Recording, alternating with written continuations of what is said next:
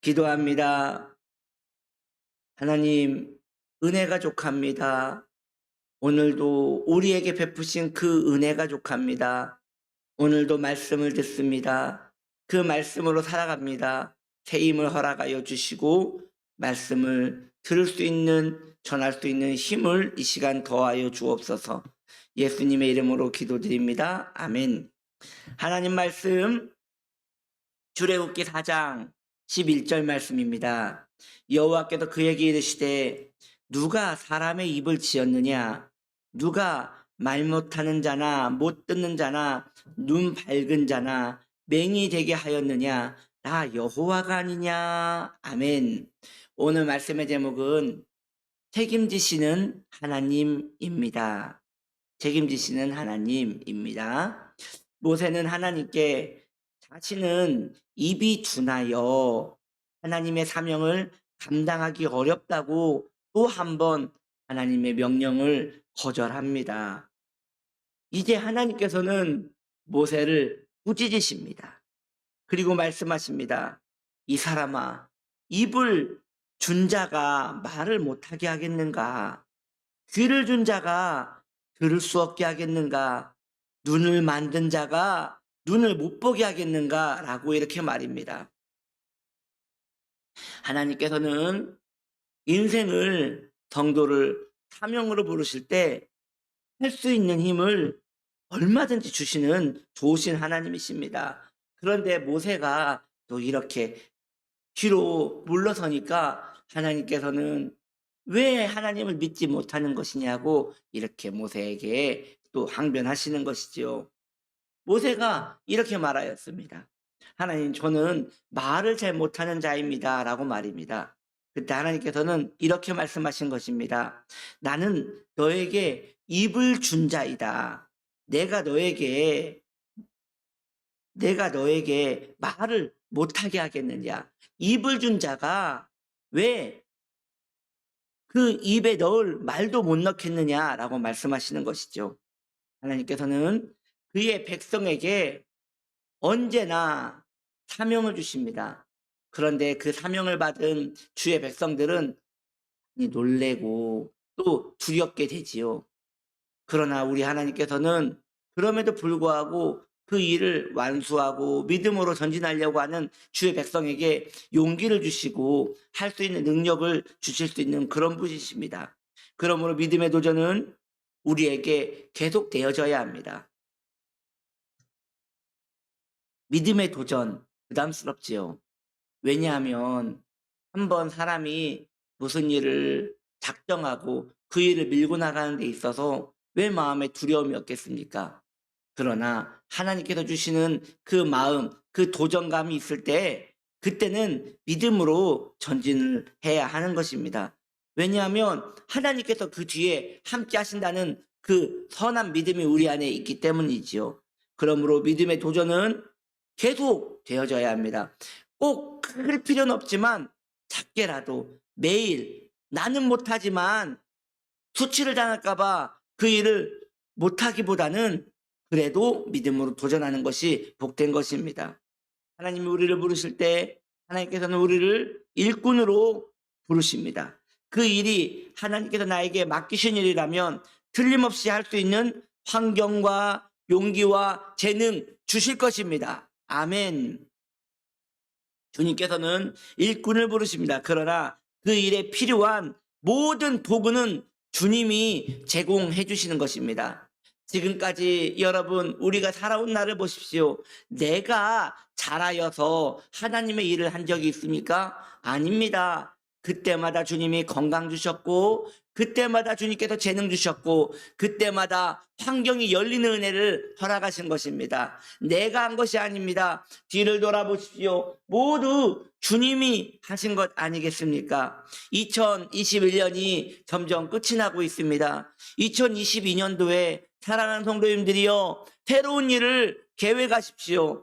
내가 2021년도에 못하였으니 2022년도에도 새해에도 나는 못할 것이라고 엎드리지 마시고 쭈그려 있지 마시고 그래도 어깨를 펴시고 주님 의지하는 마음으로 다시 전진하십시오. 그때 주님께서는 우리를 또한 사용하여 주실 것입니다.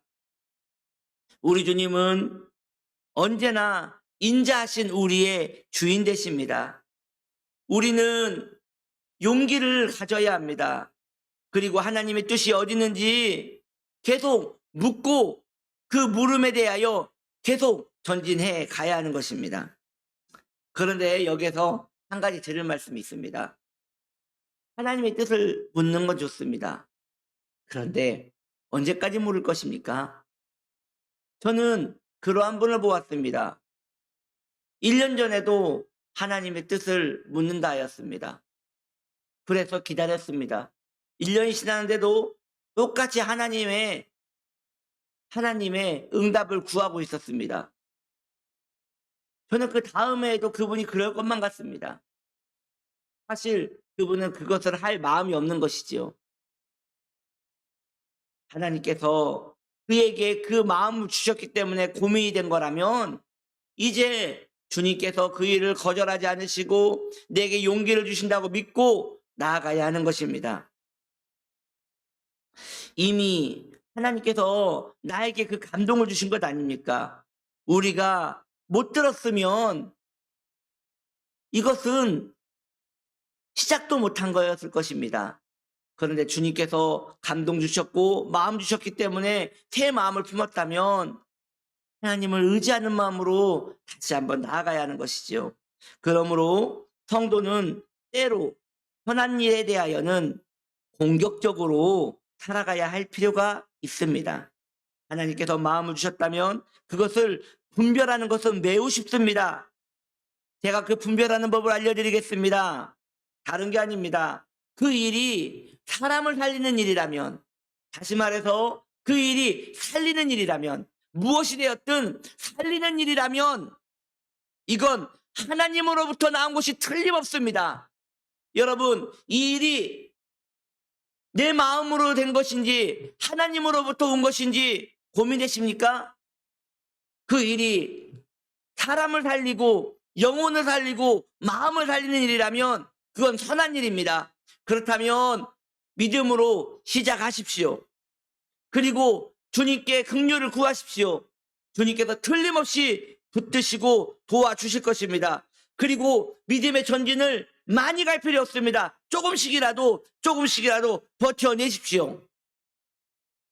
맡기신 분이 책임도 지실 것입니다. 사람을 살리는 일이라면 그것은 언제나 하나님께로부터 나온 것입니다. 그렇다면 그 일이 좀 안 된다 하여 쉽게 낙담하면 안 됩니다. 체력이 안 돼요. 낙담하셨습니까? 건강을 주신 분께서 다시 감당하게 하실 것입니다. 능력이 안 돼요. 낙담하셨습니까? 능력의 근원 되시는 주님께서 여러분을 책임져 주실 것입니다. 가만히 있으면 하나님께서도 아무 일도 하시지 않습니다. 당장 기도부터 시작하십시오. 그리고 은혜를 구하십시오. 언제나 선한 하나님의 역사는 그렇게 시작되었고 하나님의 사람들은 그렇게 탄생된 것입니다. 하나님께서는 모세를 책망하십니다. 언제까지 응답을 구하겠는가? 언제까지 너의 능력이 부족하다고 한탄만 하겠는가? 그러면 여러분, 모세는 언제 일할 수 있는 것입니까? 말을 잘할 수 있을 때 일하게 되는 것입니까? 능력이 생길 때 일하게 되는 것입니까? 그렇게 되면 하나님은 왜 필요한 것입니까? 그렇지요. 하나님께서는 부족한 자를 그분의 능력으로 사용하시는 것입니다. 그래야 주님의 영광이 드러나고 그래야 주님을 경외하게 될 것 아니겠습니까? 모세는 자신의 연약함만 보았지 함께 하실 하나님은 바라보지 않았기 때문에 이렇게 하나님 앞에 선뜻 나서지 못한 것이지요.